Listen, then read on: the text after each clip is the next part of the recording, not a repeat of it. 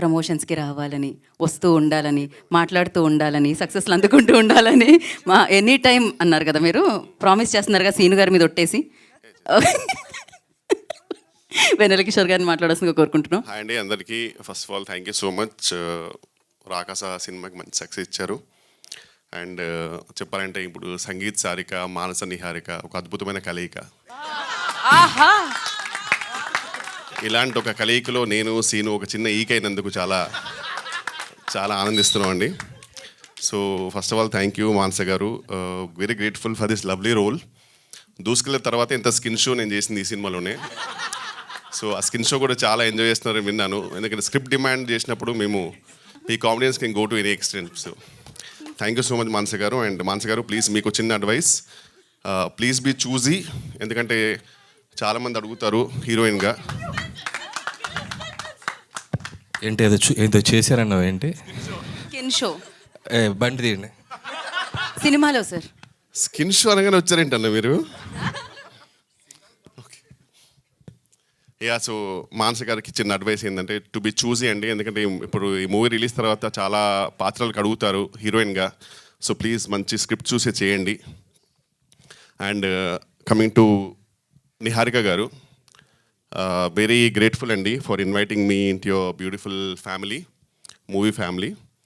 And Niharika గారికి చెప్పారంటే very affectionate and చాలా బాగా చూసుకుంటారు ఆర్టిస్టులు అందరినీ. So thank you so much అండి.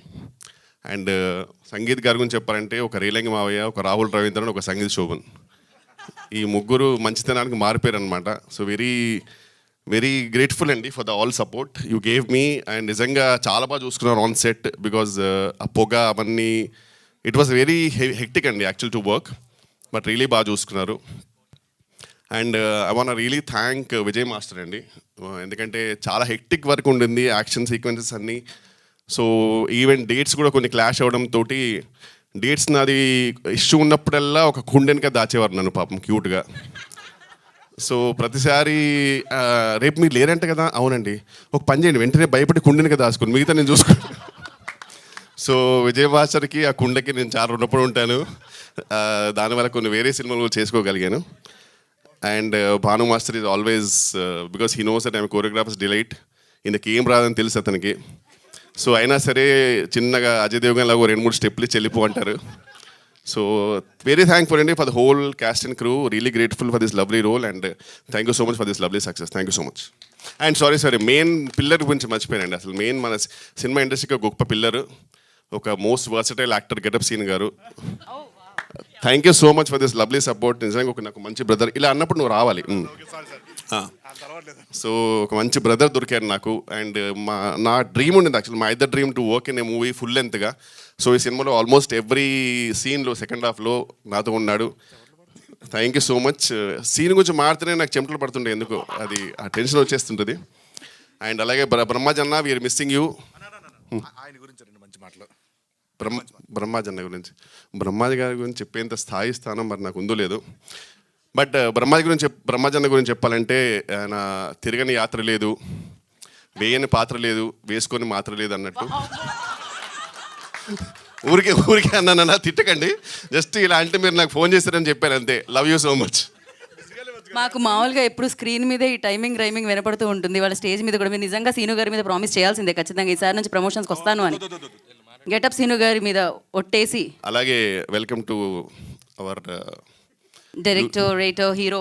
అసలు మర్చిపోయావు, వచ్చావు, మొహం చూసి మళ్ళీ అవసరం లేదు. నీకు అనిపిస్తే చెప్పు, అవసరం లేదు. ఎందుకు భయపడుతున్నా నేను? మైక్ వద్దమ్మా, నువ్వు మర్చిపోయి వచ్చి నా మొహం చూసి గుర్తొచ్చి మాట్లాడుతున్నావు.